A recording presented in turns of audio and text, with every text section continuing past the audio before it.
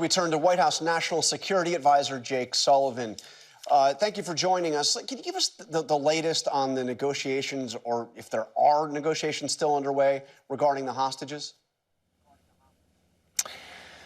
Well, first of all, thanks for having me, John. And I have to be careful about what I say publicly on this because it is, of course, a delicate and sensitive negotiation. But the answer to your question is yes, there are ongoing negotiations involving the Israelis, the Qataris, and we, the United States, are actively engaged in this as well because we want to make sure that we bring home those Americans who have been taken hostage, as well as all of the other hostages.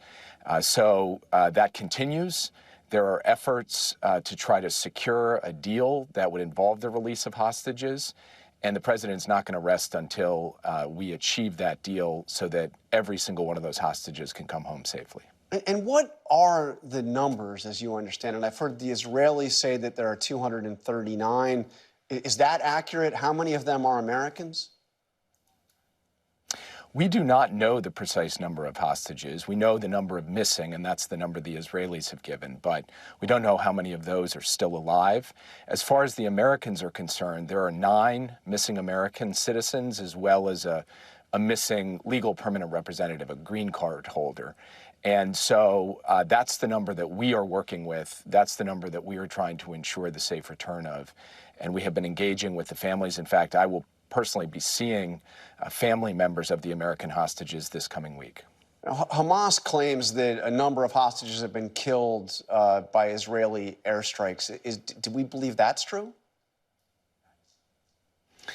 Well, first, we don't take anything Hamas says at face value, but we have no information that can either corroborate or counteract that. So as I said before, we simply don't know how many of the hostages are still alive, how many have been mistreated, how many Hamas itself has killed, just as it slaughtered hundreds and hundreds of people when it conducted those gruesome and horrific terrorist attacks on October 7th. And the Israelis have called for hospitals and medical facilities in North Gaza to be evacuated, including Al-Shifa, the largest of them all. They say that Hamas is operating underneath these hospitals, tunnels underneath the hospital. What is your understanding of this? And do we see, do those hospitals essentially become legitimate military targets because they're being used, according to the Israelis, to, as shields for their military operations? How do we see this as the United States? Well, first, without getting into intelligence information, there is plenty of open source information, John, to indicate that Hamas uses lots of different civilian institutions, including hospitals, to store weapons for command and control, to house its fighters. We have seen that throughout the time that Hamas has been operating in Gaza. We have seen that in this conflict. And that's a violation of the laws of war. Taking civilians as human shields, using hospitals for military purposes. That being said, John, we do not want to see a firefight in a hospital where innocent people, helpless people, people seeking medical care are caught in the crossfire. And this just points up how difficult this military operation is, because Israel has an added burden given the way that Hamas operates, but it does not lessen their responsibility to protect civilians. And this is something that we have had an active conversation with the Israeli government about. And I sense some real anguish and frustration in the voice of Secretary of State Blinken when he said far too many Palestinians have been killed. Obviously, the fault overall is with Hamas that started this, that's using civilians as human shields. But how much concern is there that the Israelis are responsible or not doing enough, not responsible, not doing enough to protect civilians? The loss of a single innocent life is a tragedy, whether it's Palestinian or Israeli or anyone. And we grieve for every lost innocent. We believe in the sanctity of life. We believe in the importance of the laws of war, which means taking every possible measure to protect civilians. And as I said before, this is something that President Biden has spoken to from the beginning of the conflict, not just publicly, but privately with his Israeli counterpart. It's something that I have talked about with mine and Secretary Blinken has with his. We will continue to do that every day.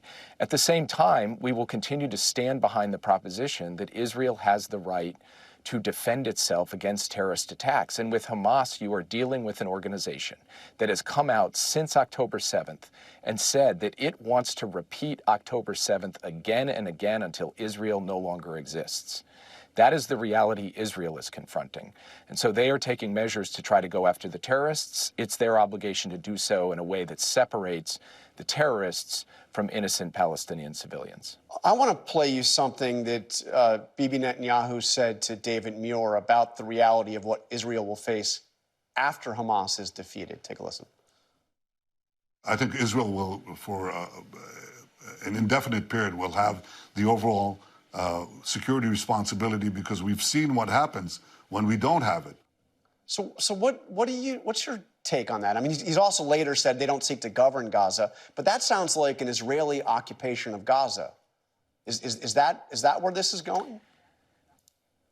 That is not our understanding of the Israeli government's position, and I think Prime Minister Netanyahu has clarified his comments, as you just alluded to. The American position on this is straightforward. Secretary Blinken laid it out this past week.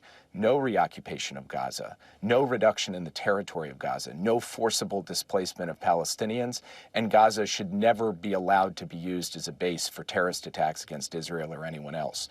Those are the simple principles that we are standing behind as we look to the future, and we will work with all of our partners, with the Israelis, with countries in the Arab world, and especially with the Palestinians, so that they can have a voice in what the future governance of both the West Bank and Gaza look like. All right, National Security Advisor Jake Sullivan, thank you very much for joining us. Thanks for having me. Hi, everyone. George Stephanopoulos here. Thanks for checking out the ABC News YouTube channel. If you'd like to get more videos, show highlights, and watch live event coverage, click on the right over here to subscribe to our channel. And don't forget to download the ABC News app for breaking news alerts. Thanks for watching.